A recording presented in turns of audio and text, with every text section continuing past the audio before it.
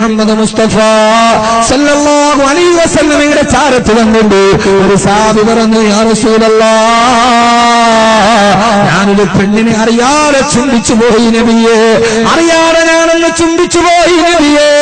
ധാരാളം ചെറുപ്പക്കാരോട് എനിക്കറിയാം പ്രേമമുള്ള പ്രണയമുള്ള ആ പ്രണയമെന്ന മൂന്നക്ഷരം നമ്മുടെ രണ്ട് ശരീരങ്ങളെ തമ്മിൽ ഒരുമിപ്പിക്കൊണ്ട് അറിയാതെ ഒരു പെണ്ണിനെ ചുംബിച്ചു പോയാ, ഒരു പെണ്ണിനെ സ്പർശിച്ചിട്ട് പോയിട്ടുണ്ടെങ്കിൽ അതിന്റെയൊക്കെ പരിഹാരം ഏതിലെന്നറിയോ? തെറ്റ് ചെയ്യാത്തവരായിട്ടാരുമില്ല.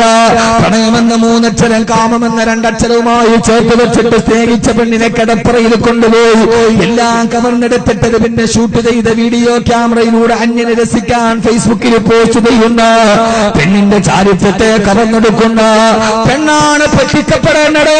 പച്ചപ്പൊട്ടി പെണ്ണെ, നീ ഒരു പൊട്ടിയായി പോയല്ലോ. എന്നെ കാണാമെന്ന ചെറുപ്പക്കാരന് വേണ്ടത് നിന്റെ സൗന്ദര്യമാണ്.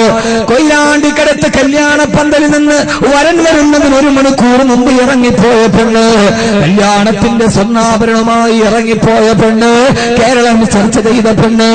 ആ പെണ്ണ് 3 ദിവസം കഴിഞ്ഞപ്പോ കോടതിയിൽ ഹാജരാക്കി. അവൾ അന്ന് വൈകുന്നേരം അവരുടെ നിസ്കാര തടമ്പുള്ള നെറ്റൂര് കുങ്കുമപ്പൊട്ട് കെട്ടി അവളെ ശരിക്കിന്റെ പാതയിലോട്ട് കടന്നു വന്നു.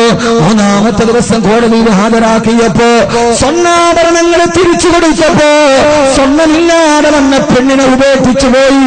കല്യാണപ്പന്തൽ നിന്ന് ഇറക്കിപ്പോയ കാമുകന്, എടീ പച്ചപ്പൊട്ടി പെണ്ണ്, നിന്റെ തൊലിവെളുപ്പ് കണ്ട്, നിന്റെ സ്വർണ്ണത്തിന്റെ മഞ്ഞലോകത്തിന്റെ പതക്കം കണ്ട് കാത്തു വന്നവനെ കാമുകനാക്കി സമർപ്പിച്ചു പോയാ പ്രണയമെന്ന മൂന്നക്ഷരത്തിന്റെ മുമ്പ് വളർത്തിക്കൊണ്ടുവന്ന മാതാപിതാക്കളുടെ കണ്ണുനീരിന് വിലയില്ലാതെ പോയാ ഇതെന്തോ ഒരു പ്രേമമാണെന്ന് എനിക്ക് മനസ്സിലാകുന്നില്ല.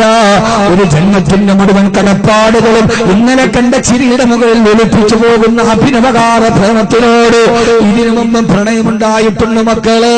പ്രണയം